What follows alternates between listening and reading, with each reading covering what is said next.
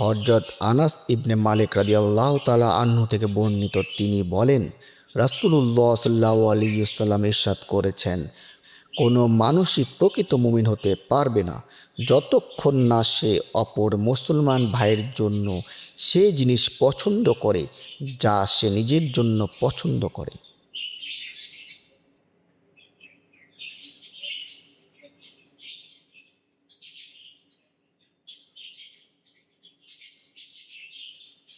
হযরত আবু হুরায়রা রাদিয়াল্লাহু তাআলা আনহু থেকে বর্ণিত, তিনি বলেন, রাসূলুল্লাহ সাল্লাল্লাহু আলাইহি ওয়াসাল্লাম ইরশাদ করেছেন, এক মুসলমানের উপর অপর মুসলমানের 5টি দাবি রয়েছে, যথা সালামের জবাব দেয়া, রোগীর দেখাশোনা করা, জানাজার পেছনে যাওয়া, দাওয়াত গ্রহণ করা, হাঁচির জবাব দেওয়া।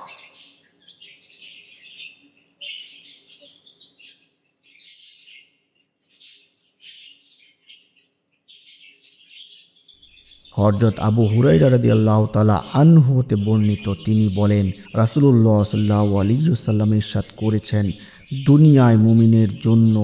বন্দিখানা এবং অবিশ্বাসীদের জন্য স্বর্গতুল্য।